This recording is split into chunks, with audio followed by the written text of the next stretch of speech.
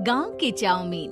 गांव में चाउमीन का चलन अभी अच्छे से नहीं आया था, लेकिन सुरेश शहर से चाउमीन बनाना सीख कर गाँव में ठेला लगाता है। अरे ये केचुआ है क्या भैया? कैसे खाया जाता है? अरे नहीं, ये चाउमीन है। चाउमीन शहर में खाया जाता है। कितने की दे रहे हो सुरेश? 10 रुपए की प्लेट भरकर। तभी वहाँ शहर से पढ़ा एक लड़का आता है। जरा एक प्लेट चाउमीन तो देना। सुरेश उसे चाउमीन देता है। उसे चाउमीन खाता देख गांव वाले भी उससे चाउमीन ले लेते हैं और खाने लगते हैं। अरे वाह सुरेश भैया, कमाल की बनाए हो। 2 प्लेट मेरे बच्चों के लिए भी पैक कर दो। बस फिर क्या था, सुरेश का ठेला लगता है और चाउमीन खरीदने वालों की लाइन लग जाती है। तभी वहाँ से गांव का साहूकार होकर गुजरता है। और ये क्या भीड़ लगी है? लगता है झगड़ा हो गया है गांव में। चलूं मैं अभी तो मजे ले लूं। अरे कहाँ है? इतनी भीड़ लगी है यहाँ। लड़ाई हो गई है क्या? अरे साहूकार साहब, ना कोई लड़ाई ना हुई है। ये तो सुरेश की दुकान है चाउमीन की। हम लोग चाउमीन खाने आए हैं, आप भी खाइए ना। साहूकार चाउमीन खाता है और सुरेश की तरफ देखता है, जो सारे दिन के पैसे गिन रहा होता है। अरे सुरेश, क्या लागत है इस काम की? अरे साहूकार जी, आप अब आए तो ये पूरे 10,000 रुपए ले जाइए, जो पिछले साल शहर जाने से पहले आपसे लिए थे ना। लागत तो क्या कहे, जो आपने दिया था उसी में सीखा भी है और दुकान भी खोल ली। अरे पैसे इतने जल्दी क्या जरूरत थी? कैसे जरूरत नहीं थी साहूकार जी, इतना मोटा ब्याज कहाँ से भरते। साहूकार को अब सुरेश की दुकान को हड़पने की लालच आ जाती है। नाना करते ये सारे दिन में 500 रुपए कमा ही लेता है। अरे गांव में ये ऐसे ही कमाता रहा तो कहीं ब्याज का काम ना शुरू कर दे। अरे भैया, कोई ना कोई जुगाड़ तो करना पड़ेगा। अब साहूकार घर आ जाता है और अपनी बीवी को सारी बात बताता है। हाँ जी, ये तो मैंने भी सुना है कि सुरेश के हाथ की चाउमीन नहीं खाई तो कुछ नहीं खाया। अरे हाँ, सही ही कहता है। मैं भी खा कर ही आ रहा हूँ। अरे भाग्यवान है, कितना अच्छा हो ना अगर वो पैसा हम लोगों को मिल जाए। क्यों है? हाँ वो तो है, लेकिन कैसे? हम लोगों को तो चाउमीन बनाना आता ही नहीं है।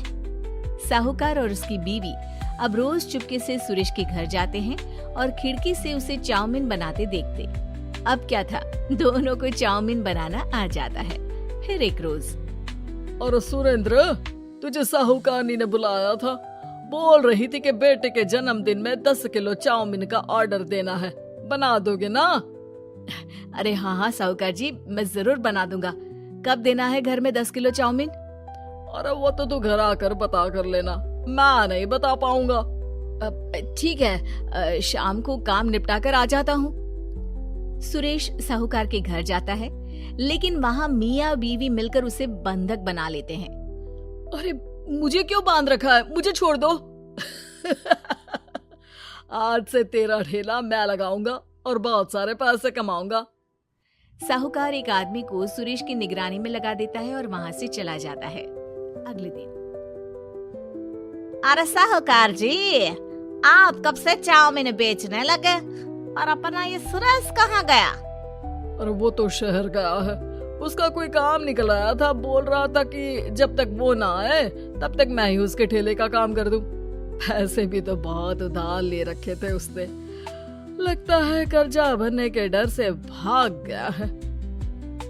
अरे पर वो तो बोल रहा था कि उसने सारा कर्जा उतार दिया है, और वो क्यों भागेगा? इतना तो कमा रहा था। अरे मुझे क्या पता। अरे चाउमीन खाना है तो बोलो, नहीं तो भागो यहाँ से। अरे हाँ, दे दो। अब तो चाउमीन खाना पूरे गांव के लोगों के लिए आदत ही बन गया है। ना खाओ तो नींद ना आए। हाँ, तो लो और निकालो 50 रुपए। 50 रुपए क्यों? सुरेंद्र तो 10 रुपए में देता था। अरे वो पागल था, मैं थोड़ी ना हूँ। गांव वाले, जिनको चाउमीन की लत लग गई थी, वो करते भी क्या, दे दो और ये लो 50 रुपए। लेकिन फिर साहूकार उन लोगों को प्लेट में थोड़ी सी चाउमीन रख देता है। अरे ये क्या, पैसे 5 गुना ज्यादा और चाउमीन बस इतनी सी। अरे साहूकार साहब, भगवान से तो डरो।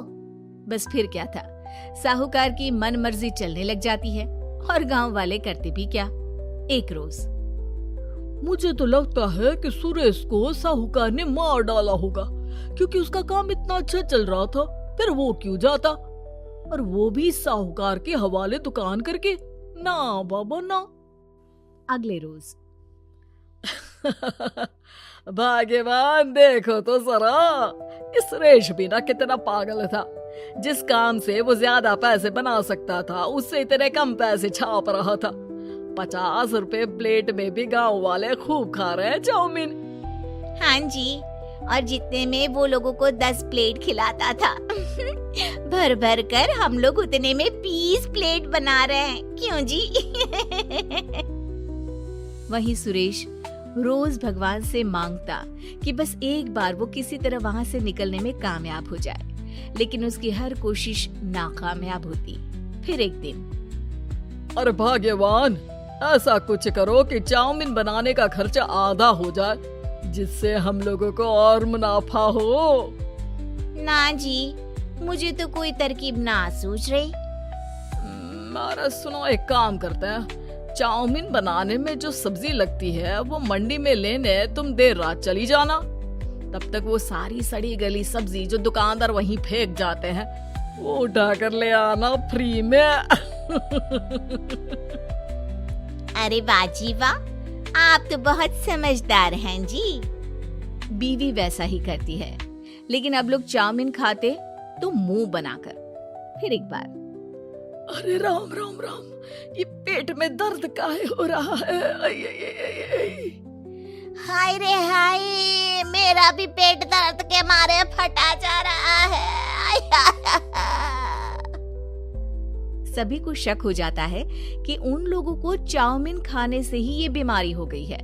वहीं दूसरी तरफ जो आदमी सुरेश की निगरानी कर रहा था, वो सो रहा होता है और मौका देखकर सुरेश वहां से भाग जाता है।